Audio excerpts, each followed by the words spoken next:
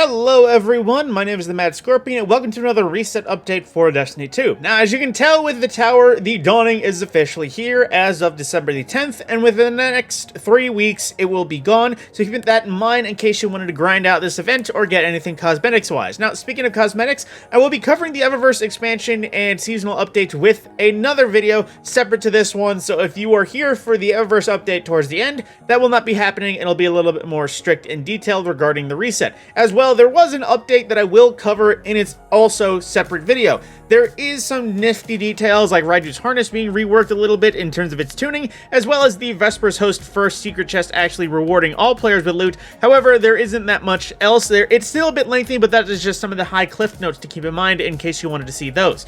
But with that, getting into the world at large. For the Nightfall this week, it is a very farmable one with Birthplace of the Vile, which when I say farmable, I mean Grandmaster. Officially, it is going to be a little bit more weird just because it is a Scorn Nightfall, and per that usual, the weapons they have, those weird stalker grenades, the trash can wielding raiders, as well as just a variety of other enemies. They have unusual attacks that can be either harmless or extremely deadly, but at the same end, if you have a well-oiled team with a few experienced hands and just some really well-built guardians, it is incredibly farmable. My team was getting it almost consistently under 15 minutes for a clear. And the boss itself, I know in the past I've mentioned it possibly being difficult, but that was when I understood it had a Scorn sniper as its weapon. It does not seem that way anymore. It does seem to just have a Scorn rifle, so it does hurt still, but at the same time it's not nearly as lethal to watch out for.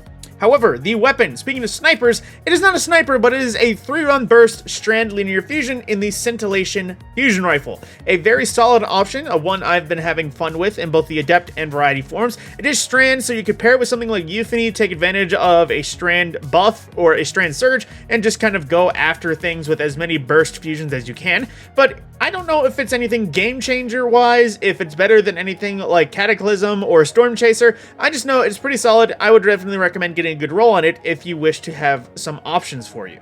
For the Crucible side of things, we will have Trials back this weekend because the Iron Banner has officially ended. Random note, when did Iron Banner just stop being fun? Fun fact, it's been many seasons. But aside from my issues with the Banner nowadays, the modes for Crucible in the Crucible Labs is Hardware Supremacy, which if I recall, that is when it's just guns, no abilities, or way less abilities, although I forget officially. The 6v6 has Team Scorched, in case you want to have some fun with Scorch cannons, as well as the basic control. 3v3 has Showdown and the usual competitive, and the usual Rumble is once again available. Now, if I do have a lean on it, I will mention the Trials Adept, but unfortunately I haven't been in the loop for that in ages, so I don't officially know.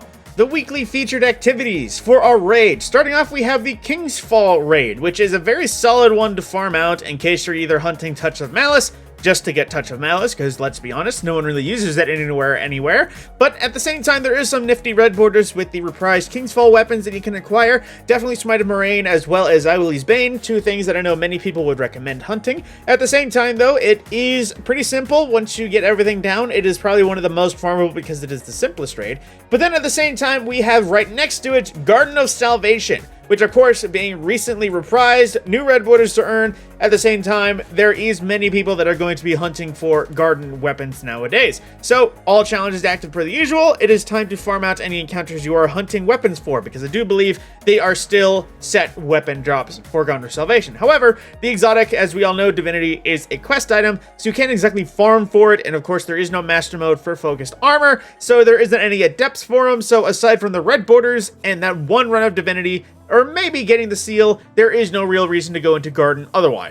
With our dungeons this week, there are two that I really don't think is worth farming, except for one bright, shiny bit that I think is worth nabbing. However, with the first, we have Pit of Heresy, which doesn't have any red borders to earn, and doesn't have many unique weapons that are exclusive to the dungeon. They're just really alternate versions. At the same time, the quest is Xenophage, which is quest-based, and that's being said, you know, everything. There is no Artifice Armor you can farm out, even though you used to be able to get Masterwork Armor to farm. That isn't a thing anymore, so it's literally just worth the pinnacle drop that you would get from completing it, and I'd say that's the only thing worth going for. Now, Spire the Watcher. It is just generally a unpleasant dungeon, I think, for most of the community's experience. Anytime I've asked my friends if they want to do a quick Spire to farm for the exotic at the time, it was a groan and a, I guess I'll do it. But at the same time, It is featured, so Master Mode is available in case you want to farm this one out specifically for Artifice Armor. In the addition, the Master Mode is once again available, so if you have the Hierarchy of Needs and are hunting its Catalyst, I would definitely recommend at least getting that one done, because the Hierarchy of Needs Catalyst turns it from an average bow into an exceptional bow.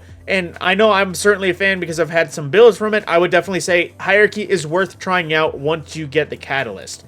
And wrapping it up for our exotic mission, we have the Avalon mission, which is, of course, the Excalibur mission, which is how you would earn the variety of catalysts in the also Master Mode available in this one, as well as a few late red voters from the Associate Season of Defiance, in case you were hunting some of those and didn't manage to collect all of them when the season was around. Keeping with our raid theme, to start off, we have our Master Mode focuses. I'm doing this on the front end. The Salvation's Edge is rewarding Resilience-focused armor, and the King's Fall Master Raid is rewarding Recovery-focused armor, in case you want something else to farm other than just basic Adepts. But then going from the top to bottom, we have for Salvation's Edge the Coordinated Efforts Challenge, which I'm going to base on the title, that is Third Encounter Challenge. I don't know for sure, but keep in mind, I'm just guessing on that one. Now, once again, Crota's End is bugged out for some reason and just not offering challenges, even in its base form, not unless featured. The Root of Nightmares is the Crossfire encounter, which is also the second encounter challenge. The King's Fall is featured, so as usual, it is all encounters are challenge modes and can be infinitely farmed. The Vowed Disciple is Defenses Down, which is third encounter challenge. The Vault of Glass is Out of Its Way, which is Templar boss fight challenge. The Deepstone Crypt is the Red Rover security encounter challenge. And the Garden of Salvation is once again featured, so all challenges active, infinitely farmable. And lastly, the Last Wish raid is Witch, which again, I forget which one that is, but you know, there's lots of witches involved. And to wrap it all up for Dares of Eternity, in the Expert mode, the rotations are Hive for Wave 1, Vex for Wave 2, and the final boss is Valis to Arak, aka the Cabal final boss. Wrapping up with the last bit for the week, we do only have 4 challenges this week as we are approaching week 15. It is going to seem to slow down with the available options each week, but the first is taking on all challengers for basically completing Onslaught Salvation on Expert difficulty, which when it says complete, I imagine that means going all the way to wave 50 and completing the final boss that is available.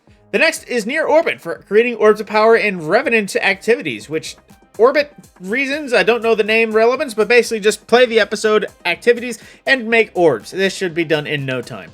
The next is Trial by Firing Squad, which is winning multiple rounds in Trials of Osiris. This doesn't mean you have to win games, you just have to win individual rounds. And keep in mind, Trials will officially be turning again this week. And with the next one, it is mid-range calibration for calibrating mid-range weapons, including hand cannons, glaives, auto rifles, fusion rifles, and machine guns. And as usual, bonus progress is granted for defeating Guardians. And with that, that is everything that is to do this week. In terms of the reset, of course, I will be covering Dawning and its cosmetics in a separate video, as well as the update in a separate video. I just hope you all stay tuned for that. And with that indeed, my name is TheMadScorpyon. I will see you all in the next video.